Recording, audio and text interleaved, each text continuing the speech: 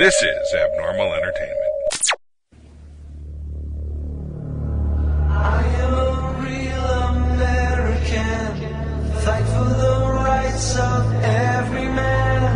I am a real American, fight for what's right, fight for your life. You're listening to the No Cry Zone, a progressive political podcast on the Abnormal Entertainment Network.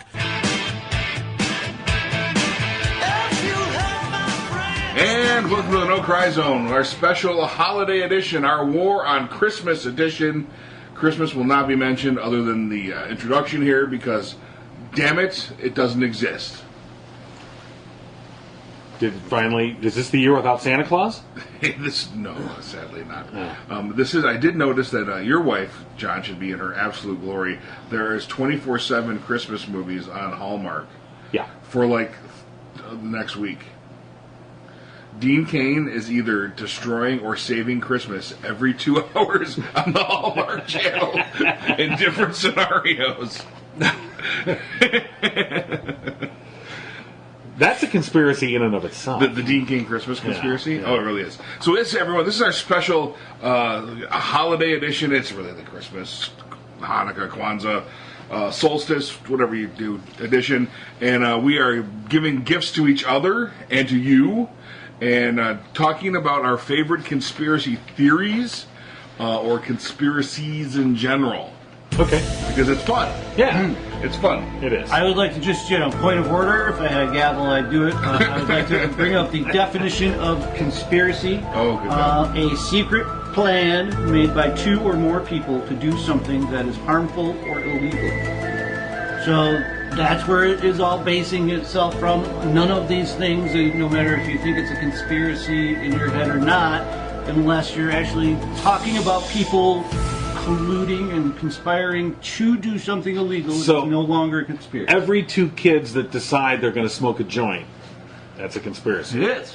They're conspiring. Yes. Correct. Yes. Now, I think what we're... But only in certain states. Oh, that's true. And by definition, though, if it's proven that it happens, it's a conspiracy that happened. Right. If it's not, it's a theory of a conspiracy. And that is the next point of order. One moment, please. Oh, well. Wow. And you guys got can't see Rob's this, but rule of orders. Rob's got this PowerPoint up. And A theory that explains an event or set of circumstances as the result of a secret plot by usually powerful conspirators. it's a conspiracy theory. Is a conspiracy theory. Right. So, you base it from there, and in today's day of information, lots of information coming at you, how do you pick apart, especially now that we have a president who likes to dabble in such conspiracy theories, how do you pick apart which ones to be upset about, which ones to disregard, which ones to actually be worried that your neighbor is believing? I think it's much like the Netflix choices, like they go through the algorithms to pick what you would like. I think that's simply how it works. It's a matter of taste. Mm-hmm. Some conspiracies I just don't care about. Others that people think are stupid, I think are fascinating. Right. It's just all a matter of taste. I personally think almost all of them are bullshit.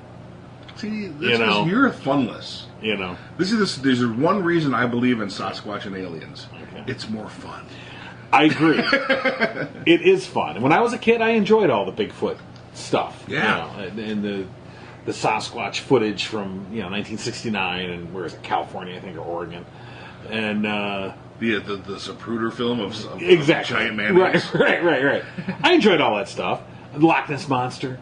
But as you get older and you start to think about it, and you're like, okay, really, realistically, come on. Now your thinking has just stopped then. No. It has, because you're like, realistically, they can't exist. I wonder what it is. It's probably some attire or something. No. My thinking has evolved. It hasn't stopped, it's evolved. Okay. Because I'm no longer, or I should say, I am now including possibilities that would then preclude this from being possible. But what if new information was presented to you? Hey, if I'm always open to new information. You can't ever say you can never say never. And I'd say, just 1 second, Dave. I say experience is everything, and one of my experiences is to get out in the middle of the woods where you don't see, it was a plane ride in after 12 hours straight north, and we were just out there in a little lake, there's nothing, maybe a few cabins. It changes your belief system, let's just put it that way. That new information of, holy shit, I bet you nobody's walked out there and checked it out. And you're the in a only while. guy that hasn't started a reality show. I mean, that's what I was, okay, so that's the point. So yes, there are many areas of the earth that are untrodden regularly. But, I mean, look, we've been searching for this creature. If we're talking about Sasquatch and the Bigfoot. Sure. Okay. As an example. Just as an example. This is our opening round. Salvo! Okay? But you've had, for more than 50 years now, you've had an active search for this. People spending their lives Yes. Searching for this creature. All of the available, and I'm going to use finger quotes here, evidence is unverifiable at best and completely disputed, usually most of the time. Yeah. So, that being the case, I mean, it goes back to the theory of the flying purple spaghetti eater. And people say, "Oh, do you believe in God?" And you, "Oh no, how can you not believe in God? Oh my God!" And you go, "Well, do you believe in a flying purple spaghetti eater?" Well, no. Well, there's just as much proof that there's a flying purple spaghetti eater that there's God. There's actually more proof for Okay. that. Because spaghetti does tend to disappear in my home. And so, I mean, See, the investigation begins. It begins. So, see, now my argument for being a believer because it's fun means Okay. that I go through cognitive dissonance Olympics like you wouldn't believe. Okay. All the available evidence says Sasquatch can't exist. So, obviously, they step in and out of our dimension. Obviously. And the gold medal goes to David Hayes. Because they have to, you have to really think your way around all the evidence. Because I know that there's probably no Sasquatch, probably. But come on, how much fun are man-apes stepping in and out of different dimensions? Okay. It's just a level of entertainment for Yeah. me. Well, That's why I view most conspiracy theories. I have an MFA in creative writing. Okay. And I got that writing a screenplay based on 9/11 truthers, Right. where a senator goes rogue and has to try and disprove stuff through a network of adult shops in Washington, D.C., where the information's being handed back and forth from. It was horrible. It's horrible. Oh, that is horrible. But that was my final project. That was my thesis. Oh, nice. It's called Executive Decision. It's available now. So you're coming at this from a different angle. Yeah, I it's think just than fun. the traditional MythBuster. No, but I enjoy them. I enjoy the debunking too. Okay. So I'm a big fan of those ghost shows, those awful, horrible ghost Yes, shows on TV. yes. There's the one in particular called Ghost Adventures, where these guys are complete idiots. They're very funny. I think that they believe, which makes it funnier somehow. And they always get possessed in the middle of their shows. It's the greatest stuff. It's high entertainment. It's Aristotle would be quite pleased. And so the fact when they debunk something, they're all pleased about it. Like, we debunked that. It's not a ghost, and they're happy because that ends legitimacy to their pursuit. So yeah, I'm all for the rationalization and debunking. Wait, no, we haven't found a real track yet. Oh, that's fine. No. They vibrate at a different frequency than we do due to the other dimension. They're not going to leave tracks, of course. Debunk that, mister. All right. I guess that's one way to look at it, yeah. So yeah, I just have fun. All right.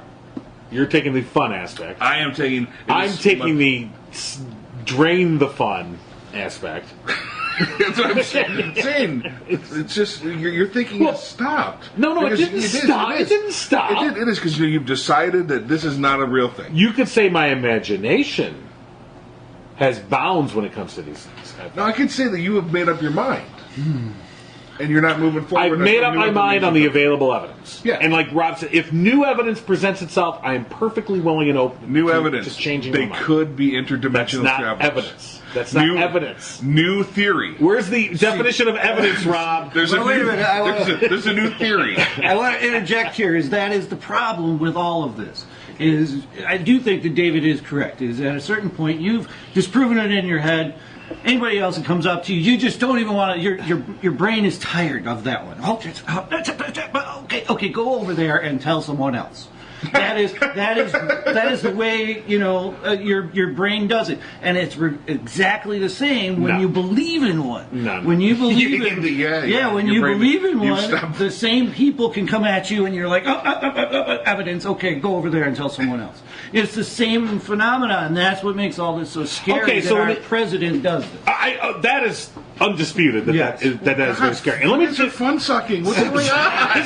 so let me give you an example though of how thinking can change. So I used to be an ardent JFK conspiracist. Okay, I sucked up every History Channel documentary. It was the French mafia. It was the Algerians. It was the Cubans. It was everybody. It was There were 9,000 shooters in Dallas that day. It's a miracle there was anything left of his body. Okay. All right. So I bought it all. They were all in it. And they all missed you. Couldn't find a Okay, single and I absorbed it all. I read the Warren Report. I mean, I read the Warren Report when I was 12 years old. Okay, and there's 2 volumes, by the way. Yep. 2 volumes of. I read them cover to cover. Mm-hmm. That's why you were Oscar Goldman. Okay. You were more prepared than anyone for these missions. You were handling logistics. So and I it wasn't assigned to me. I read it on purpose. Well, yeah. So anyway, I totally dived headfirst into all that shit, and most of it based on the whole going down that track was on the magic bullet theory.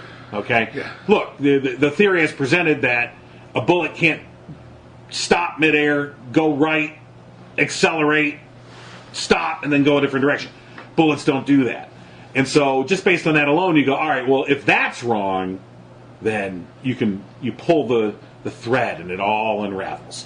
All right, but I've now come full circle back around to I'm now fairly confident that Oswald was the lone gunman.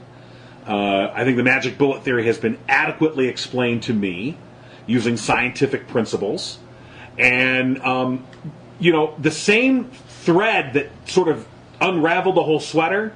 That one thread, once that thread was sort of like, oh, well, actually, you're looking at the thread the wrong way, and you go, oh, you kind of knit the whole sweater back together again. And I don't know how a sweater got in this, but, anyway. Same size? Yeah. Well, it's probably a little smaller. It's okay. You probably lost some thread along the way, But anyway, so there's a change in thinking, all right? I went down that rabbit hole. New evidence to me was presented in the form of digitization of the Zapruder film, and some excellent, I think, computer animation work and some other detective work. And to me, and to a lot of other people, it successfully closed the loop for me to say, yeah, I think I can come back around and say this was a single shooter guy. Now, whether you want to say, was he influenced by others? Was he working with? Okay, that's a whole different. We'll talk about that later. But in terms of what was Oswald the lone gunman that day, I'm fairly convinced he was. So there's a change of thinking based on evidence. Mm-hmm. That's not a closed mind. That's not stopping thinking. Yeah, you just did. No. Until there's new evidence. Until there's new evidence. Yeah. All right, Well, that's what I'm saying. The fun's gone. I'm suspending thinking. It's been suspended until further notice. That's it. All thinking is suspended. Yes. God, were we public school? All of a sudden, you were going to be taught to the test. The test is Oswald and only Oswald. Okay. So, just an example. All right, so wait a minute. Okay. There you go. Yeah. Go. You just kind of confuse me on which side of the fence you're on. You're for the single gun theory that only one gun fired, correct? And then Oswald was the one that pulled the trigger. And Oswald pulled the trigger from the book depository. Yeah. All right, so there's one little aspect of the whole mystery is, okay, we've got where the bullet came. What if there was other guys waiting to see if Oswald would fall as the path? I mean, you can go down another path that I do believe that David is correct, that as soon as you saw this evidence, you're like, oh, well, okay, that's it for that. No, he did say that the wider mystery is still... Was he a Russian asset? Was he a CIA asset? Those are questions that are kind of still being debated, and Who Why knows? was LBJ in the air? You know, there may or may not be explanations that'll ever be provided. I mean, we're 50 some years on from it.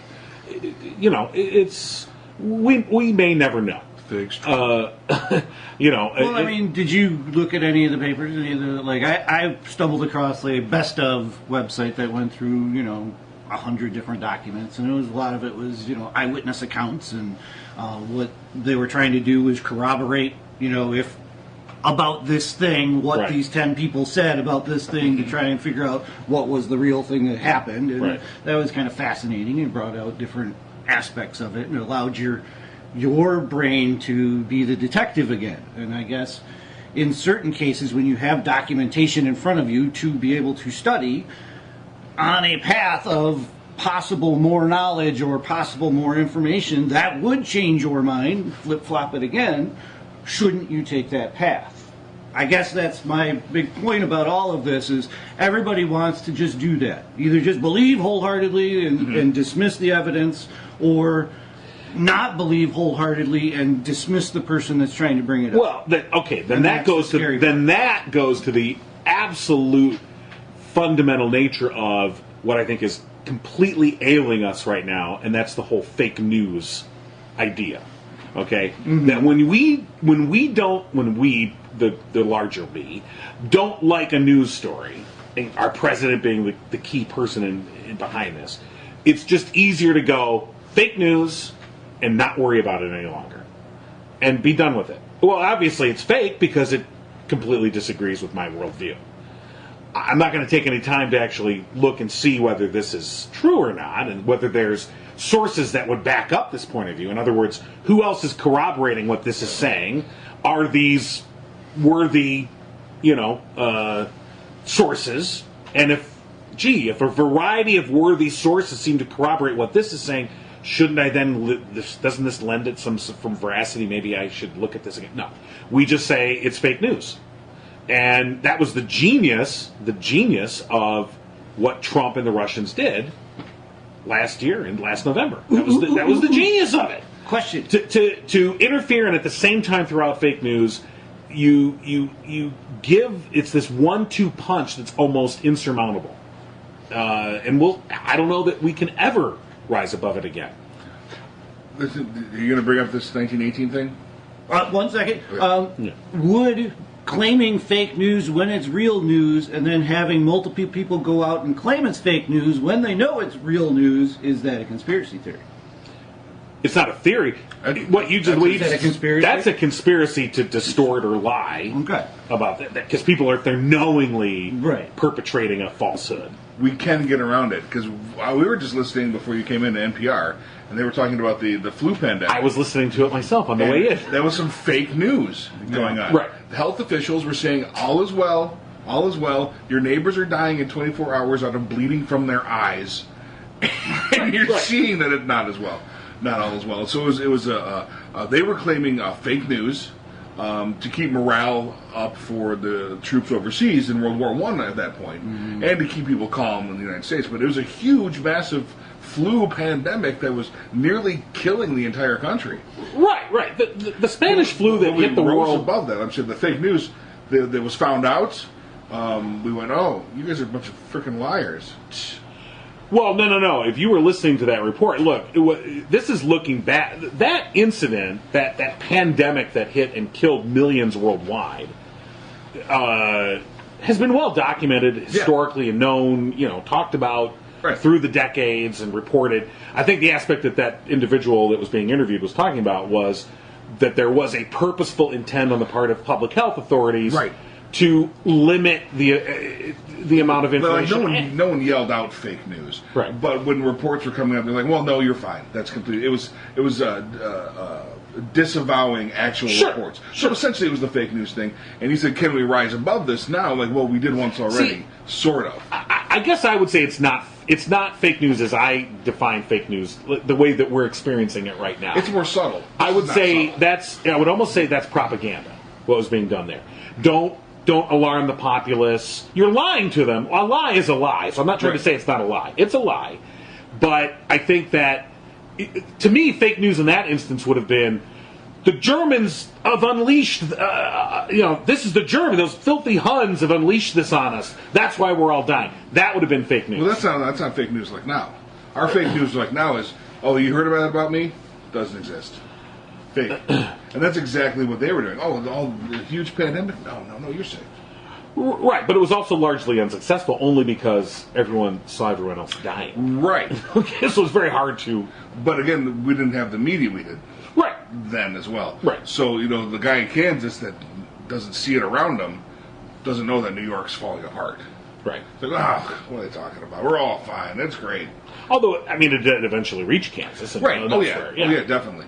So, but I'm just saying, like, can we get around it at some point? Yeah, truth will out at some point, whether we're under our new Russian overlords or not. Right. Truth will out. Okay. At some point.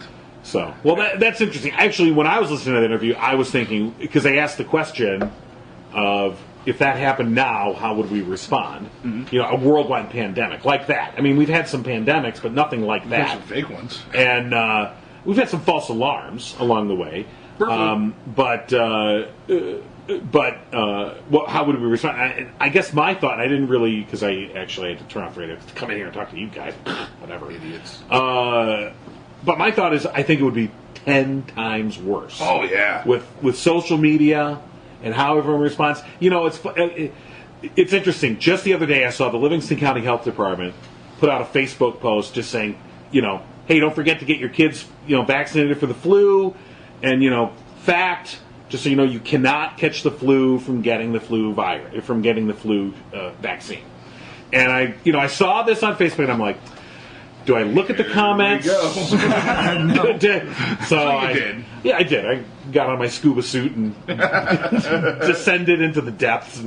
And of course, it was just, it was exactly what you would expect. And basically, everyone thinks they're an immunologist because they have access to the internet. Yes. And they know better. And without going into but the thing is that's exactly the point of the effect that the internet has had on our society, on our lives, is felt in every way, and very few of them, or less and less, they're positive.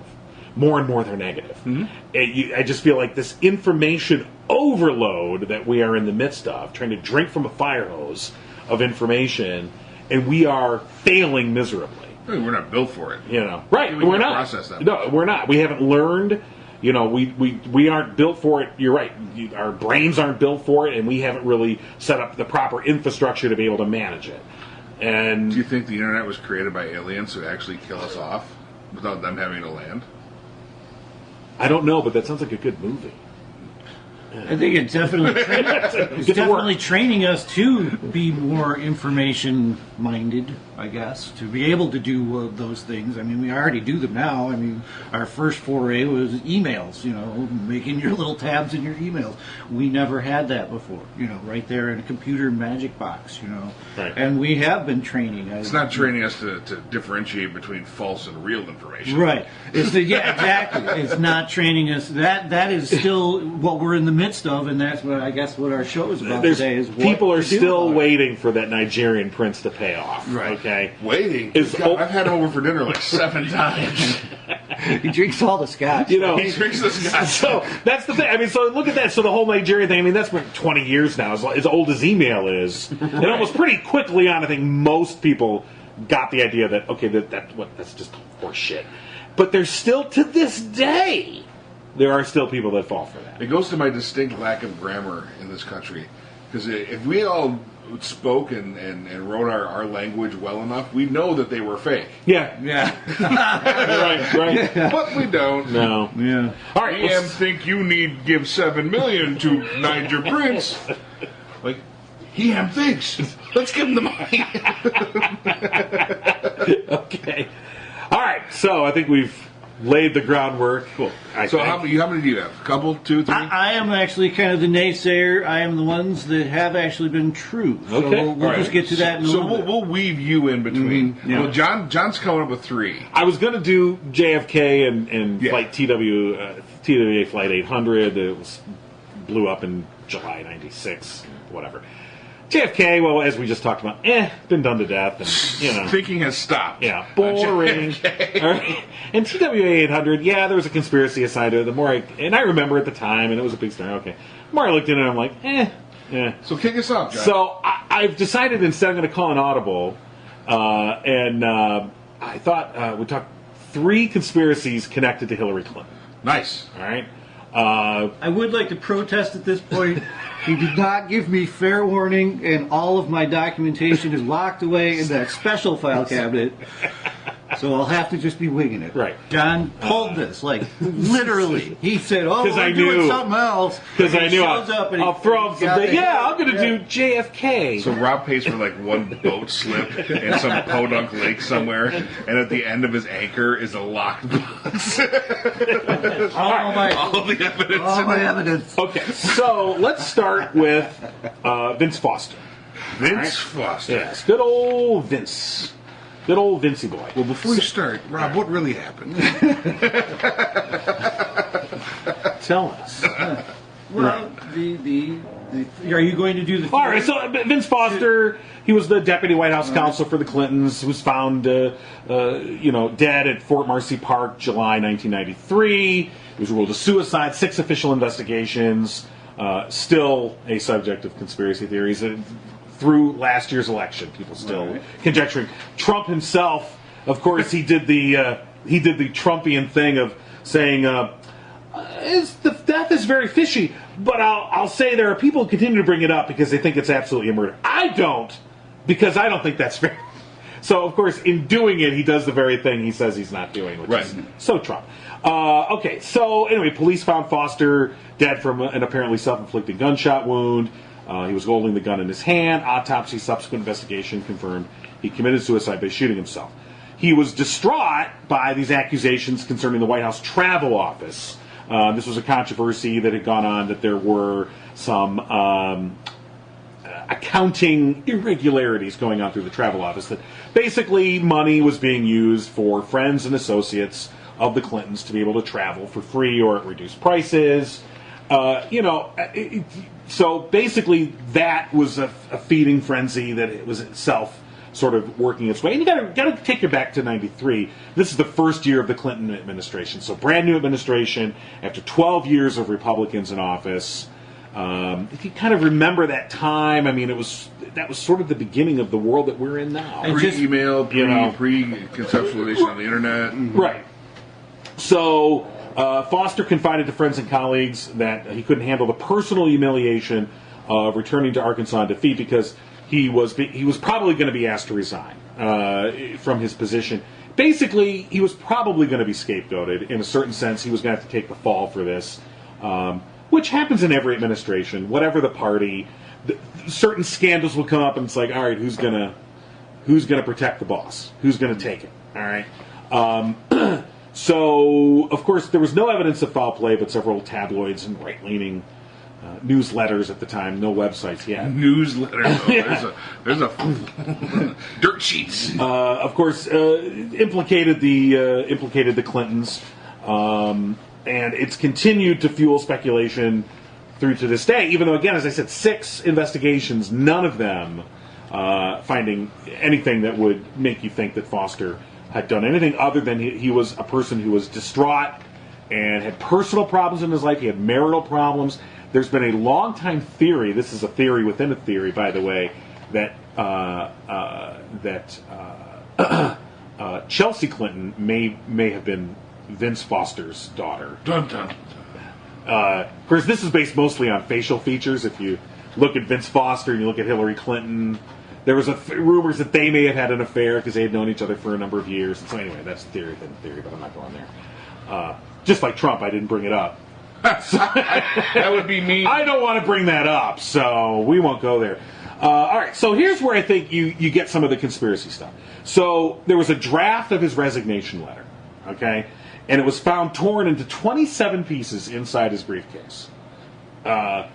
One piece, the piece that might have contained a signature, was missing. Okay, so I think that alone is where that piece, man, not alone, but that piece is, I think, the one piece where they go, oh, yeah, we can take that. That's all we need. I'm running with it. That's all we need. And we're off to the races, baby. But the full text of the note, because it's 27 pieces, you can fairly well put this back together. So the text of the note was this: I made mistakes from ignorance, inexperience, and overwork. I did not knowingly violate any law or standard of conduct. No one in the White House, to my knowledge, violated any law or standard of conduct, including any action in the travel office. There was no intent to benefit any individual or specific group. The FBI lied in their report to the AG. The press is covering up the illegal benefits they received from the travel staff. The GOP has lied and misrepresented its knowledge and role in the covered up prior investigations. The Usher's office plotted to have excessive costs incurred, taking advantage of Hillary Rodham Clinton, HRC, but Hillary Rodham Clinton. The public will never believe the innocence of the Clintons and their loyal staff. The Wall Street Journal editors lie without consequence, and I was not meant for the job or the spotlight of public life in Washington. And here was the kicker: here, ruining people is considered sport. Now, that was the phrase that was always sort of taken away from this, because it's true. It is pretty much sport. Now, White House counsel Steve Neuwirth discovered the torn pieces in Foster's briefcase July 26, and that would have been 6 days after he was found dead. He handled the note various times before giving it to Park Police Lieutenant Joseph Megby the following evening. The Department of Justice revealed the contents on August 10th, so they took about a month to kind of, go through it. They then revealed it. They stated that a smudged palm print was on the note, but no fingerprints. They confirmed the handwriting was Foster's. So at that point, it kind of just went in, and it was sort of left to fester. These official investigations said, look, everything points to a suicide. All of the forensic evidence would point to a suicide. The guy was distraught. He was likely going to be scapegoated. He was not made for this sort of thing, and basically took it personally. And in his own mind, I mean, you have to think of somebody that is suicidal. They're not thinking right. They're not in the right mind. In his mind, he thought, if I just kill myself, this will all go away. If I'll just get in, they'll say, oh, he must be the guilty guy. We can just leave the Clintons alone. Obviously not a correct assumption. So cause of death there? I'm sorry. Self-inflicted gunshot wound. All right. So it sat there for a number of years. Now, when the Whitewater investigation began to ramp up in 96, 97, this, of course, was then brought back to life. And the Arkansas Project was born. And, of course, this was by David Brock, who was a key figure in the Troopergate scandal. This was the one where the Arkansas state troopers that had supposedly provided Clinton, when he was the governor, with the broads and female escorts. Don't forget about the booze and the drugs too. Well, they come with the females. Right. That's why they have purses. Anyway, so the Washington Post published details about this conspiracy, basically saying how Brock was summoned to a meeting with Rex Armistead in Miami at an airport hotel. Brock claims Armistead laid out him for an elaborate Vince Foster murder scenario, a scenario he found implausible. But nonetheless, this effort went forth that they were going to make a conspiracy machine against the Clintons. Part of a political effort that at the time was gaining ground, fuel. This is more fuel for the fire. You have to, put yourself in the context of the times. So, of course, this moves forward. The Clinton Chronicles were something that Jerry Falwell had subsidized. Okay, this is a film featuring these claims that the gun that killed Foster was placed in his hand after the fact, and that Foster's body was laid out to give the appearance of suicide. Funding for the film was provided by Citizens for Honest Government, to which Falwell had given $200,000 in 94 and 95. Citizens for Honest Government, by the way, covertly paid individuals who provided information to media outlets such as the Wall Street Journal and the American Spectator. And in 1995, they made discretionary payments to 2 Arkansas state troopers who had spoken out in support of the idea of a conspiracy surrounding Foster's death. Now, this Citizens for an Honest Government, its president was a guy named Patrick Mastrosania, which I'm sure I'm mispronouncing. He produced the Clinton Chronicles video.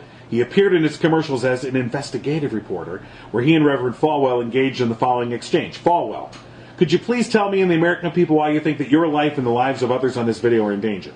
Jerry, and then Mastrosania said, 2 weeks ago, Jerry, we had an interview with a man who was an insider. His plane crashed and was killed an hour before the interview. You may say this is just a coincidence, but there was another fellow that we were also going to interview, and he was killed in a plane crash. Jerry, are these coincidences? I don't think so. When later asked about that, Mastrosania admitted he was not a reporter and said, I doubt our lives were actually in any danger. That was Jerry's idea to sort of, spiff it up a little and sell some videos. He thought that would be more dramatic. Oh, Falwell? No. I know, it's hard to believe, isn't it? All right, so the thing is that okay, so this is a conspiracy that still lives to this day, despite all of the physical evidence, despite all of the independent investigations by numerous law enforcement agencies that have been done, and that would say, look, this is a self-inflicted gunshot wound. This was a distraught man not in his right mind. And despite that, it lives on. And so what I'm saying, and as I find with most conspiracies, the number of people that would have to be involved in covering this up. When you're talking about the U.S. Park Police, the FBI, okay, the Maryland State Police, I believe, or maybe it was the Virginia State Police, whatever side of the river that this park was on, the D.C. Capitol Police, and other agencies. Then there's congressional investigations, all basically going, yeah, okay, there's really this concluding that the man took his own life. And all the physical evidence points to this. How many people are you talking about? 10? I'd say at least 10. You're probably talking about 20, 30, 40, 50 people that would have to be in for you to cover this up. Okay, it can't just be the director. It's one. Okay, who? It's a Bill Clinton. Okay. Because we all know that Rhodes Scholars, once they become a Rhodes Scholar, are gifted with interdimensional travel, much like the Sasquatch. Wait a minute. He slipped in vibrationally, shot Foster from exactly where he needs to be. Right, from the grassy knoll. No, it's something of suicide. Well, it was in the park. Well, then maybe we done grassy knoll. Yeah. He slipped in interdimensionally, slipped back out, and he's home in time for biscuits and gravy. Right. Maybe he is Sasquatch. You see? I mean, if he's an interdimensional traveler. No, I've never enjoyed the Vince Foster. So I'm just saying, again, as with all conspiracies, that one's tough. The number of people that would have to be involved and it's not fun. in faking Vince Foster's suicide, it's a ridiculous number of people. That all of them, by the way, all of them silent to this day. All keep taking this themselves after everything that's during the whole Clinton impeachment. Oh no, shh, let's stay quiet. So no. What would be the point of killing Vince Foster? Even if it goes all the way through and all the compromised and the travel people and the people traveled to ungodly places. Okay. So they killed him because he had information of the Clintons. The story would be that he was killed because he had information that would have implicated the Clintons not only in the travel gate, but in other things, including this later tried to get tied into Whitewater. That he had because he was I believe I'll have to double check this. He was an attorney as well at the Rose law firm, which was part of the whole Whitewater thing, and so that this was all he was the guy with the details. So he was Capone's accountant. So that would have been the motivation to kill him and cover it up. And the thing is look, am I saying that anyone is beyond the ability or in terms of the motivation to kill somebody? Well, no, of course not. I'm just saying, this is like an analog world too. This is 93, right? Yeah. So if he has all this information, it's physical media. It's not floppies. We know someone who deals exclusively in binders who's been waiting for this show. Imagine the amount of physical media papers that would have to be there. There's a boat slip, much like yours, except it has a yacht with a giant anchor attached to it. So anyway, again, we're on floppies by the way. So Vince Foster, 500K floppies. 1.44. Okay, it's a lot of Word documents. Yeah. Well, it's a lot. Word 93. Got my Tandy 800. We're still going through the information with bouts of Oregon Trail. I died of dysentery. Back to work. So again, the number of people involved, I just feel is that alone just kills this conspiracy. Too many people would have to be in on this, and the it just doesn't make any sense. So from that point, it's illogical that this could be. I'm calling a desire to have an evil Clinton family overweighing common sense. In this Okay. So next up, Benghazi. All right. So the Benghazi attack in Libya 2012 kills the ambassador and several others. Now, at the time that this happened, this happened immediately after this video by this right-wing producer had been released, basically that had defamed the Prophet Muhammad and basically said it was a fictional film. It was a fictional film, but the guy that put this out. Too. Yeah, it was a bad film. The guy that put it out, almost knew he was going to provoke a reaction. And if anyone's responsible to me, it was the guy that put out that film. That movie was so bad. It was like Salman Rushdie forgot how to write, right, and then made a book. Yeah, it was called Innocence of Muslims. Okay, and at the time, it had just been released when these protests had taken place. Which, by the way, it was September 11th. And, so it was the 11th anniversary of the September 11th attacks. But September 11th is always 11. That is a particular day of concern, especially if you're in the Middle East. And so without going into exhaustive detail about what happened that day, and there's, because Lord knows we haven't done that. right. So the conspiracy here, supposedly, is that there was an opportunity for U.S. assets based in Italy across the Mediterranean that they could have been scrambled to assist and were not. And that this therefore fell on then Secretary of State Hillary Clinton. Now is it a conspiracy or is it? People are saying they tried to make it a conspiracy. Like people are thinking she did this out of spite to have these people killed. Not just ineptitude. You see, and that's the thing that I think is the most fascinating part of this, because that was never said.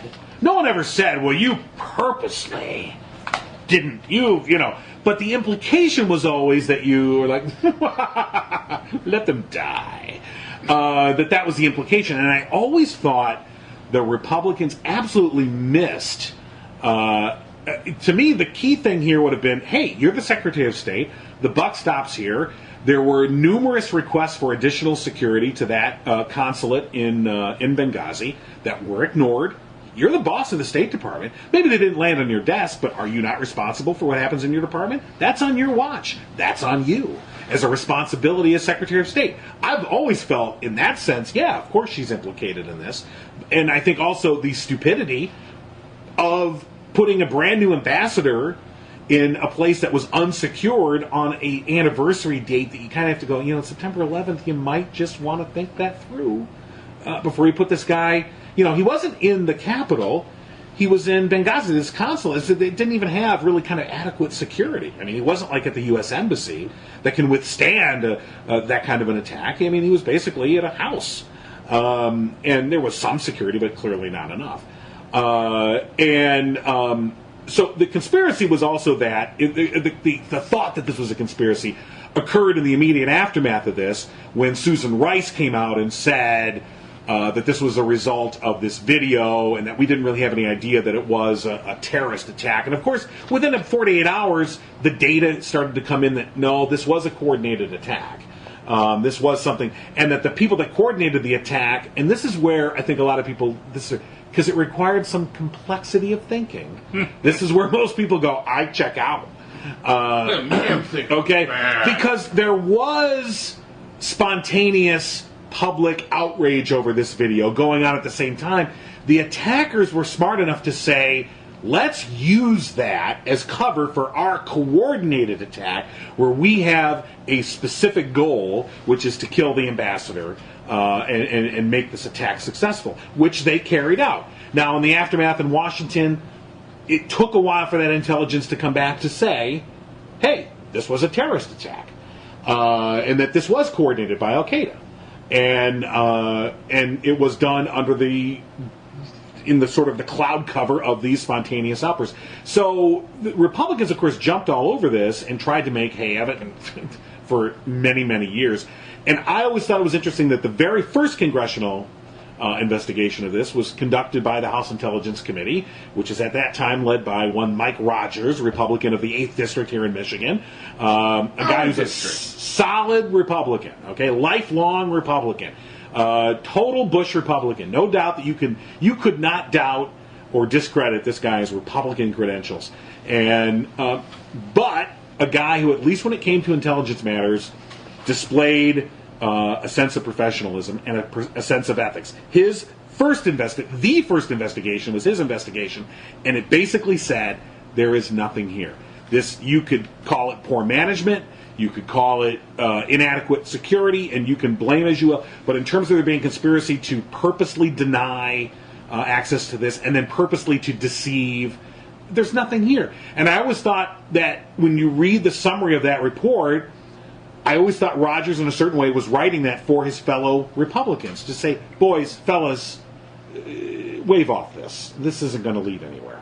And of course, they completely ignored it. And I guess from a political point of view, they were right. He was wrong, because it certainly paid off. They made hay. But I don't think the conspiracy was implicit. I don't think anyone came out and stated it. But you always got the sense that they're like, well, you caused this. Yeah. This is you. See, more murders under Hillary. I always wondered what if Hillary and Obama did get together, what was the end game in their conspiracy? Was it just to keep people like the pandemic thing, just all is well, right, type of thing, and that's the big crime? I mean, I could never figure out, like, the kid, did they come out and start saying things too soon? Probably. Right. Like, well, here, on the best information we have in full openness, this is what we think it is. And it was wrong. And I always felt that even if they did do that, that was probably the best thing for the country at the moment in time. Possibly, yeah. You know what I mean? It's like, hey, we do need to go out and say this wasn't a big, huge terror attack on our embassy. World War III isn't starting. This is just a bunch of angry villagers here that we didn't really have protection against. We promised World War III wouldn't start till Trump got here. Yeah. So once again, the whole political thing I like to bring back to, if this is fake news that's being put out there and there's a conspiracy to do it, how do we combat that? How do we get people in jail because of this? Because that is kind of the one of the big problems, is if you are a purveyor of fake news, there really isn't any anything that stops you other than your own moral compass. It's your First Amendment right to say whatever you want. So, but I mean, I was just thinking while John was talking that, we almost need like an international news check, so not one leader has power around the world and all of the different press, and it will be a single source that comes out maybe later than all these other stories, but it is sourced around the world, and but then you run no one will trust that either. Yeah, well, you can have that,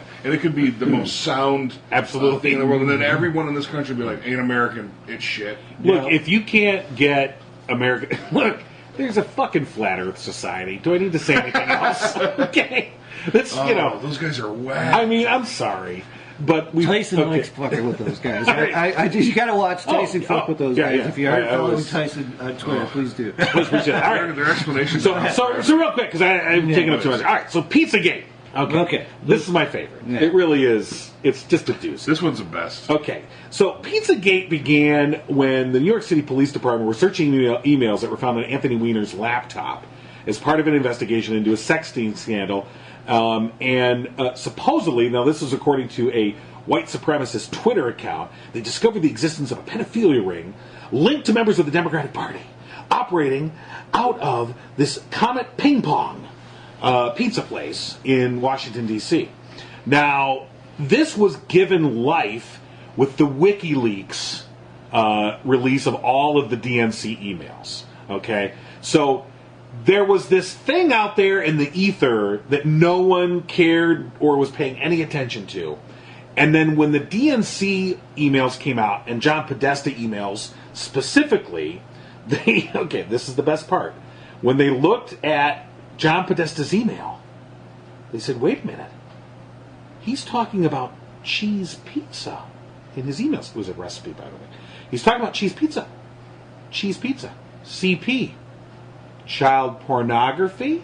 Well, clearly, these are connected.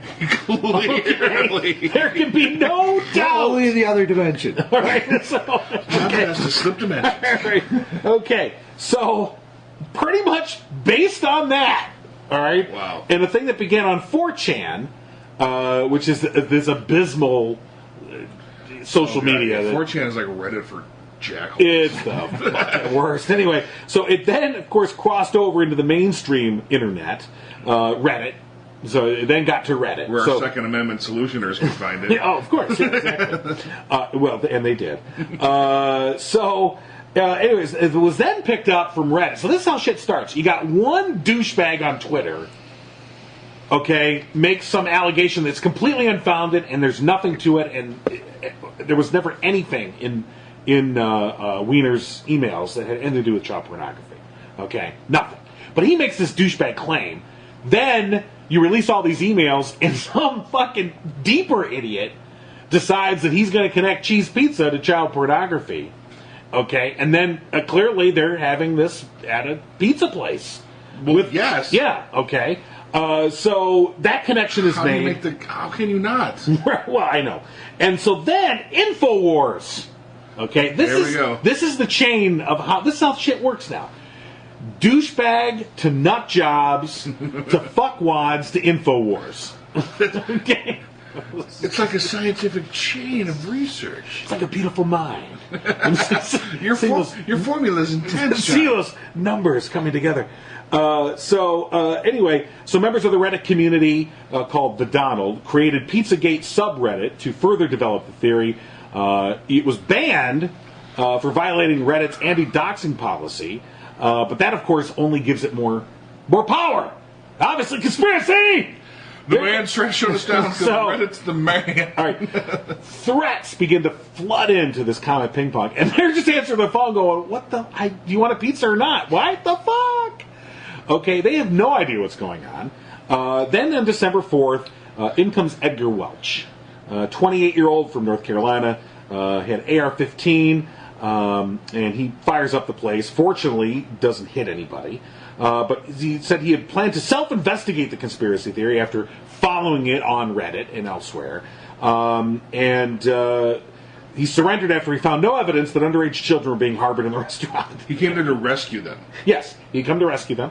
Rescue the children. The cheese pizzas being held captive in the basement. Right.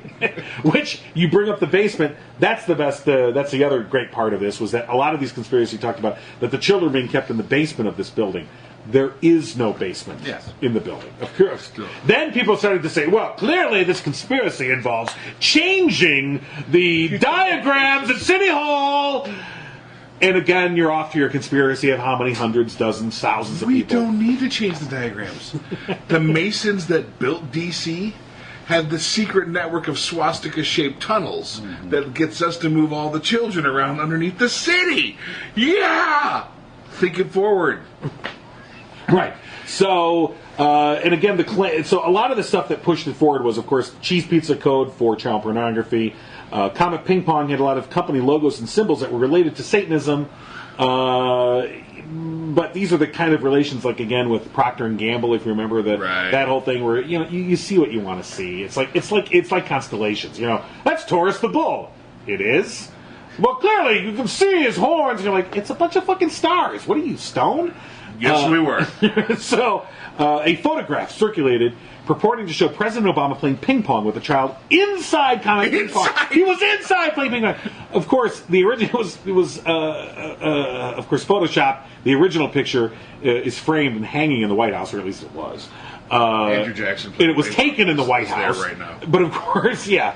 So, of course, the basement thing, it was interesting. Theorists claimed to have a picture of a restaurant owner wearing a T-shirt endorsing pedophilia. The image, of course, was of another person. His face was then photoshopped out. Which always brings me forward. Whenever you see overt efforts to lie, photoshopping, just complete, lying, creating documents. I mean, you that's another point where you have to say, I'm sorry. And also, like on InfoWars, if every one of those chains that you were talking about that it came from has like shitty products that they want you to buy, Right. All the way up to the MAGA shit, watch out, you guys. That might be bullshit that you're buying. It just made me. A friend of mine in Washington said the worst part about this whole Pizzagate thing was Comet Pizza was the only good pizza in D.C. and they shut down. Yeah. He was really pissed off about that. And my overall take on my years of hating the Clintons, which did not start just recently. I mean, Oh, no. I was one of the first, probably calling him Slick Willie. You were a Fosterian. I was that guy, and I think everyone knows this.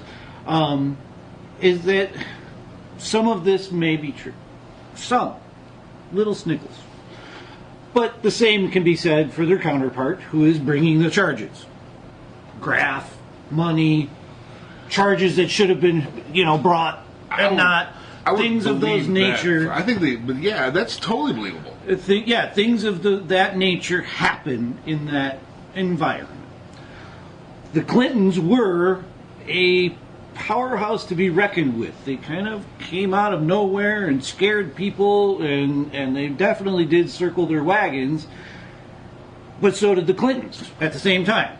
All of it happened at the same time, so there was this constant swirl of misinformation from both camps happening at all times. I did not have sexual relations with that woman. That's the type of thing that happens in that environment, and when you can catch people at it, that's when either the wolves come out from the other side or the lambs come out from your side. We saw the lambs come out with our Franken thing, we want to rise above all this rancor in Congress, and we're going to offer up one of our very best, because we don't agree with what he's done, which is they're right altogether. And then there's other ways of thinking about that in the political sphere of don't admit anything, which we saw with the Roy Moore thing. Both camps, I think, are complicit in conspiracy. They are doing that, offering him up for a lamb, as this sacrifice for political gain. They are doing these games, and the best quote out of all of John's story was Vince Foster's at the end of his letter, was offering up people is sport here. And that's what it is, and you have to understand that, and yes, they all do have something dirty that's in their closet and should be exposed. Most of the time. And I think that's what people do feverishly with the Clintons, and people do feverishly with Trump, and people do feverishly against Romney when he was, look at all the dirt that came up. That is the new game, is discredit. Discredit so he can't lead. Discredit, change the conversation away from all the good that he's done. And not saying those people are, but you do have to take into account that both sides are lying. That's why I brought up the definition, is there is conspiracy on both sides to change that information to be beneficial, to be bad. Let's go to your true one. Yes. Okay. John rolled through and just, I'm sorry. he conspiracized everything. All right. So Suck the oxygen out of this barn. I apologize. I went to a few sites. They were just, I would have to characterize them as clickbait sites. Yeah! But these are the ones that I noticed were the same overall of the clickbait sites. This one in particular is a duplex. I hate when I duplex and I can't remember which side is the front. I didn't print it. Or did you? Dun dun dun. Conscious Explorers. CE Explorers. Goosh. That sounds... Number one was that the U.S. military fired 300 shells at North Vietnamese torpedo boats that weren't even there. They're talking about the Gulf of Tonkin, Oh, okay. starting Right. the whole war. Has now been found out with Freedom of Information Act that was basically a exercise in futility. We wanted to start something. It was deemed necessary, and it was done. The press got told what the story was, and the press ran with the story, and they said that story over and over and over hundreds of times before this came out, and now that story is missing. From any newscast, any conspiracy theory, proven. Hey, let's go back and check out all these things. That nobody ever does that. We have a grand forgetting in our nation. So, We have a grand history of grandly forgetting Yes. things we don't like. Even things that are beneficial to us. But that's another. What book. that doesn't say, Yeah. it was aliens. They were firing at It aliens. was aliens, yeah. No, it kind of goes through it in the Vietnam series. So if you want to go in depth on that one, it's a great part of that. Ken Burns. Yeah. And that's what you need slow information for, and not the fast information that I was talking about. That the FBI harassed political groups to discredit and smear them. We all kind of think of that as like, oh yeah, of course they did that. Hoover, sure, yeah. We didn't want all those, commie whack jobs here. Well, that's not really what the FBI is supposed to be doing. Number one, that was very different for that part in history that had never really been done before, where the federal government, was bringing in people to smear and discredit within the news and within their own communities with out-and-out lies. I mean, Not just about commie them. groups, that includes the Black Panthers. Yeah. It includes Martin Luther King. Hoover had a tap on Martin Luther King, recorded him having an affair, in which, everyone that knew Martin Luther King knew, he had affairs with several women. He recorded him having sex. They sent that reel both to him and to his wife, Coretta Scott King, in an effort to try and break up his marriage, to try and destabilize him. I mean, that was the level of dirty trickster shit that was going on. And of course that only came out, years later. Right. But at the time, oh no, the FBI, there's Ephraim Zimbalist, this is the FBI, Right. clean cut young men. They never we're do G-men. anything against the country or against and people, because they were FBI, when the FBI said something like that, they immediately believed them. I mean, that was the power they had at that time, and when you came out and said it that the FBI was doing that, you were of course called a dissident. I mean, you were ostracized from our society. Sound like that now, if you were like that the if you director were could that write a guy letter. then. Who was trying to bring out that you were getting tapped. The FBI was tapping your phone. Think of what your family thought of you. You were that crazy uncle. And then here it is. It was true. They were have tapping my your phone damn phone. That the U.S. military leaders devised plan to kill innocent people and put the blame on Cuba. Now, this was, once again, this is all that wag the dog thing that people don't really understand, that scenarios are being run right now. Like, hey, how can we change what the populace is thinking in a moment's notice? They say Was that they Northwoods? this was in Operation Operation Northwoods. Northwoods. Very good, David. Would allow for acts of terrorism on U.S. soil in order to brainwash Americans into supporting the war against Cuba. With the documents out there now to prove the immoral and disgusting plan, it's impossible not to label it as a conspiracy theory. Until 9/11. Right. And then here's where we're kind of talking about where are the beginnings of this, and this comes from a couple of the books that I've read as well, Confessions of an Economic Hitman. They had to come up with a plan to be able to strong-arm other nations without the use of force, because we had nuclear weapons now. So if China or Russia ever got pissed off at you about one of their allies that you're screwing over, they could bomb you, and that would be bad. So we had to come up with a new plan, and this is when the CIA bought influence and control among the major media outlets.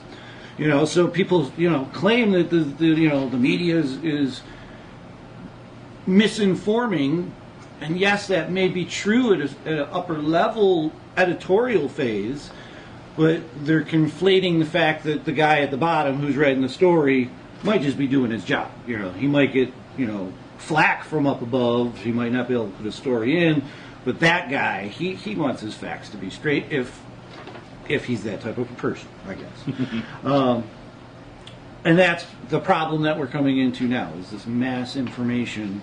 Which one of these are we ever going to, think of how many we have now. I was going to do that, though, is list out all the ones that, people are going on about, and it was just too damn long. It's huge. Yeah, if we were going to discuss any of those. And that's not even the fun ones. Right. The aliens and Sasquatch. So, think of that. If any of those are correct, we'll never know about it, because no one will ever remember to go back and look for it. And then the CIA ran secret mind control experiments on U.S. citizens from the 50s to the 73. Because they did. Yeah, because they did.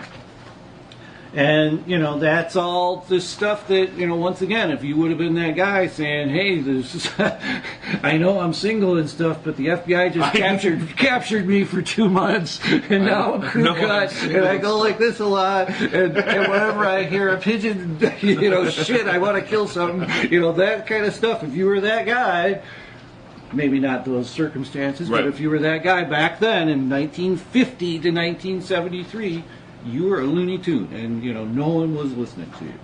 So I guess that's my big thing is, it takes a lot to go and find ones that are, fully vested in the clickbait. Right. In the clickbait world, that they can go out and clickbait that a million times. We forget, because we were running the trap. It's the same trap that the Mueller investigation's under. It's too fantastic. Right. It's too fantastic to believe. The Right. Vince Foster suicide, not fantastic. People commit suicide all the time. Watch the ID channel. You'll be amazed how many people murder other people just for kicks. Mm-hmm. For stupidest reasons. And but that's like the CIA and mind control? Fantastic. Cross-dressing FBI directors? What? Dr. King's affairs? Fantastic. We can't get around it. So that's why I choose the fantastic. My big one. The one I love. I love the good narratives. You guys have boring narratives. Sorry. This is just murder and greed. We were leading to this. We is- were the opening acts. You're the headliner, buddy. I got a few minutes. The opening act to the headliner, this is the big one. The first big one. Denver International Airport. The DIA. It's a fairly new airport. It was constructed in a very remote spot. It was an odd spot that people thought might be chosen for this. The old airport had hit gate capacity. So there's a conspiracy that, the old airport was just fine. It was okay, but it had hit its gate capacity for international flights. So when they started to build the Denver International Airport, they started with a substructure. This massive substructure with different contractors. Not one contractor worked on the same spots. And they were kind of given different tasks, and they were fired and brought in, and the substructure was started, then stopped. Once the substructure was completed, construction on the airport stopped. They moved it 2 miles away. So there is a complete substructure with cells, maybe, for our new... The most interesting factoid I've found on that one, David, as I have looked this one up, is there is actual written evidence of contractors on that project trying to get blast doors. And there's only so many makers of blast doors in the world. And when you say blast doors, this is like the big door that you see in Get Smart. So we're talking about, are we talking about nuclear blast doors? Well, they might not be nuclear blast doors, okay. but they're still the full, right. think of a vault door. But for a high-powered explosion. Yeah. Okay. Right. So let's say your family's trapped because in a cell in there because it's a new financially born Holocaust where we'll be rounded up. The freedom fighters can't get in because of the blast door. Right. And these providers of said blast doors writing back to the contractor saying all of our resources are currently committed. Basically on every person that was making these blast doors, they were all currently committed at the time. Right. That's the Just a little tidbit. 2 miles away. That's the one sitting there waiting for us. There's a new substructure they start that eventually the airport's going to go over. Now, the one thing that throws me off here is there's so many overt examples of just New World Orderism in this airport that I can't get around. There's a bunch of things like the The runways are in a swastika shape. I'm like, well, okay, that's just probably poor planning from above. No one looked. But there are these giant murals Yes. in the DIA that depict dystopian futures, multiracial, genocidal kind of imagery. Most of them feature a little Aryan boy with an iron hand, and he is lording over people of color, other children of color. Some are lying in coffins. Some are doves of peace are being pierced by stormtroopers. Now, was there an explanation as to what this all meant? The artist said that he was trying to convey how we go through all these horrible things and then come out and we can live in peace afterwards. It's incredibly depressing. There's a quote from a young boy who died in Auschwitz about how he can dream a life, and if he doesn't have one, he can dream of a better one for others. Like, wow, dude, this depresso vision. I'm going to get on a plane now. I just paid $15 for a cheeseburger, read that quote, and I'm getting on a plane. That's how your day is shot. It's funny you mentioned. It's funny that it's the DIA, Denver International Airport. Because when I hear DIA, I instantly think Detroit Institute of Arts, right. And I think of Diego Rivera, who was hired to paint these murals at the DIA, these very famous murals, which you can still go and see. And he painted. They were supposed to be an ode to industrial workers. Mm-hmm. But when you go and look at the murals in some of the smaller, kind of not out of the way places, you can see these. It was Rivera sort of putting in his own little, his editorial stance on the industrialization of the world. Right. The toil, the toil, and the right. poisoning, and the unfairness of it all, and the inequity between the top and the bottom, and some of these things. And originally, the people that commissioned them wanted him gone. He did similar murals, I think, I want to say the Empire State Building, and they were ripped out. No, it was at 30 Rock. It was at 30 Rock in New York. And those were actually ripped out. They said, no fucking way, and they ripped those out. The name of this artist is Leo Tanguma. Okay. So I only bring that up because it was interesting, because at least at the DIA, at least it's an art museum, and okay, it's art. And, art has a perspective and sometimes something to say. This is an airport. It is. You just kind of go, who's in charge of the art at the airport? And when we'll put links up for all these things on the Facebook page. But when you look at the imagery, there are full-on gas mask stormtroopers with guns, and the Aryan boys and little children of color in coffins, like in coffins and dead, complete X'd out eyes. Who signs? I guess you just go, who signs off on this? He goes, yep, that's what we wanted. Now, there's a big sculpture of a Mustang out in the front, too. Mm-hmm. Yeah. And the Mustang, let me see. We're talking about the horse, the Mustang. The Mustang horse. It's a blue Mustang, 32 feet tall, 9,000 pounds. Its eyes glow red at all times. Mm-hmm. And apparently, before it was completely finished, a piece of it fell off and killed its creator. Cut his femoral artery, and he bled out in like 7 seconds. And people claim that's their symbolism for the Trojan horse. Is we're right here amongst you, or the fourth horseman, or the fourth horseman. Okay, yeah. Sure. It's a blue. People call it Blucifer, the giant horse. And it is. I don't know if you've ever been. It's a crazy airport because, when you're flying in, you're expecting mountains coming into Denver. Oh, where's the mountains? Where's the mountains? Where's the mountains? And it's plain all the way until you get into Denver. Right. And then you fly over and you see this. It looks like a giant, almost like a tent city. It's a very strange view of it as you're coming in, and it's like the mountains are back behind it, and you're like, oh yeah, cool. But what the hell is that? It's the largest. It's the largest area for an airport in the United States. It's 35,000 acres. Wow. That includes the 2 miles away of the other substructure. And they put in this, that was the cover story, is from what I remember, why they needed this giant underground labyrinth of tunnels. Was they're putting in a very, very advanced computer bagging system. So no longer would their people have to go out on the runway and drive the bags from here to there. The bags would just pop out next to each plane, and this is why but it went over budget like 400%. The whole just the baggage. Okay, now you section. say allegedly. Yeah. So what is the conspiracy here? Let's the get to that. The conspiracy is this: there's a capstone in there, and the capstone features it's a Masonic symbol, which is kind of weird. and it's saying that the airport was built by the New World Airport Authority, a little bit of New World ordery, if you ask me. And the concept is that this is going to be the Western hub for the new Holocaust. So when people start rounding up people that refuse to work, or freedom fighters like you guys and me, who will be resisting against our fascist overlords, will be rounded up, and this will be the holding area. This will be the pens. And their headquarters as well. And their headquarters, and right. their headquarters. We'll be outside in the wind and the snow. We'll be underneath. We'll be in the substructure working on something. Yeah, right. Okay, I got you. And so we're the first substructure is going to be the holding area, the essentially the giant internment camp. And there are scientists now that are going through the plans of what they can find to do mathematical equations of how many people this could hold, how much equipment this would hold, what type of things you could possibly put in here. The plans are not in one spot. Right. Each separate contractor who built each separate little part of the substructure has a different plan.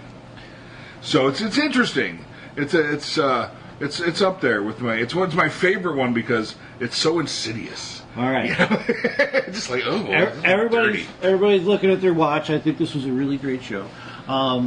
Last week, I just want to kind of tie this back around. We were pretty harsh on some religious aspects in life, and I was thinking, this week that might even be my topic. Is how religion has been used to misinform and create these conspiracy theories for and against the ways they want you, and people. There's Vatican things out there. They go crazy. There's on the red tiles in the floor. They got symbolism up the wazoo. You can go nuts with Vatican. Conspiracy theory. Conspiracy theory, though, this was kind of my revelation of the week, is it can protect you. Our new conspiracy theory is kind of like the fables of past.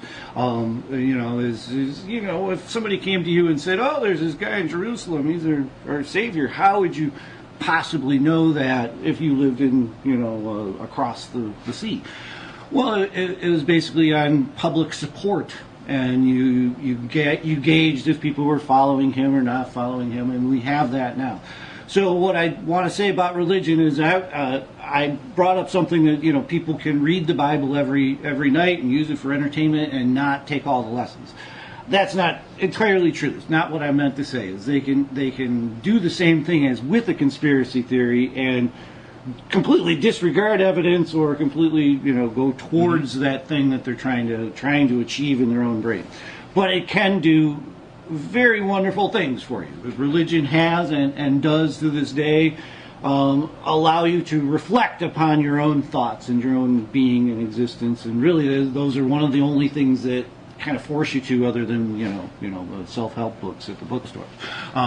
And people are very involved in them, and I don't want to say that all of those people. I don't know if we did say all of those people, but I don't think that they're rubes for going after the story of Christmas or the story of Hanukkah, because that is what their upbringing is. And just like John has now completely shut himself off to Bigfoot. So sad. I'm sorry. It can be proven both ways, Republican, religious, not religious, anti-gay, pro-gay, white nationalists, any of those people, any of those groups can get caught in this trap. And I do think that it can be good for certain things to know, hey, when I'm at the Denver International Airport, I should be looking for more clues. Right. Somebody's missed these things. Because it's more fun. Or if shit's going down and your plane suddenly says, "Oh, we got to go to Denver instead of L.A., you might want to think twice. Yeah. So these things can, I agree. If I'm forced to bring pick out religion, awareness. I'm picking Christianity because of the unicorns, trolls, and the awesome stuff. I'm going with the flying purple spaghetti monster myself. Because he's got spaghetti. The Church of Ed Wood. Yeah, exactly. Yeah. You had another conspiracy you want to we don't have a lot of time, but just why don't you summarize? This is a tough one to summarize. It is the theory that all the Pixar movies are interconnected and telling the same story. Isn't there supposed to be there's something that's in all the Pixar movies? What is it? Is it like a... By and large, is a store. It's in most of them. Okay. But There's it's not, well, I guess it's not a conspiracy because yes, it's designed to steal your money, but how the movies are all laid out and if you put them in a timeline, things influence other things, and it goes to this dystopian futures and. See, I call just bullshit on that one. Just being a graphic designer is like I have a whole. Your mind is closed. Well, yeah, I have a whole litany of noses and ears that I can pull off and put on people when I need to restore a photo. I have skies, I have backgrounds. They're just templates for me. And if you're talking, it's characters. I think that might just be a fun thing. No, it's a planned narrative. Is what the conspiracy theory is. All right. So here's the other conspiracy. So this is somewhat of a benign conspiracy. Oh no, it's okay. I'm calling it lazy it's the big one. designer. Just lazy graphic designer. He doesn't want to design the store again. The store is the store. What do you need from a narrative standpoint, I love putting in things that connect to other stuff. I'm a shared universe guy. Okay. Love shared universes. Butterfly Effect. Right. Love it. So like the Richard Belzer shared universe of TV shows. So he plays. What's the character he plays in Law and Order? It's a Belcher. Yeah, pretty much. Yeah, he plays Richard Belzer, but that character started on Homicide: Life in the Street. Right. And he transferred to New York in Law and Order. Right. He goes through all the Law and Orders. That character was in an X-Files episode. So he's in the X-Files universe, which makes him part of the Millennium universe. Right. So we have this massive Belcherverse. Interesting. This is somewhat like when Hello Larry had its crossover episode with Different Strokes. Mm-hmm. That was very interesting. So there's a way. Or like when Jessica Fletcher visited Magna P.I. in Hawaii. Crossover, but if it's Belcher, if that character is intrinsic to that universe, that means that all of these are sharing this universe. Right. So it goes. I'm still working on this one. Oh, okay. Because it goes. So this is a work in progress. Maybe by next year when we have our second annual conspiracy show. Belcherverse. I think you're just proving my point that when I see Belcher, I should just turn off the TV. Probably. I mean, Homicide was a good show, but they got canceled and he transferred from the police department in Baltimore to the one in New York. Sure, why not?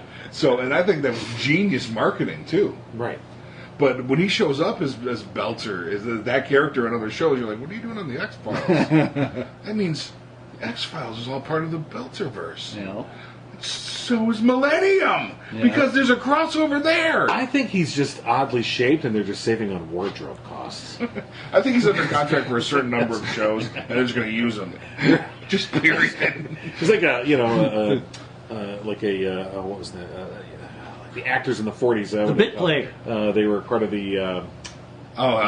Central Casting. Yeah, what was it? Shit, I can't remember the name of it. We should see if we get Belcher for staged.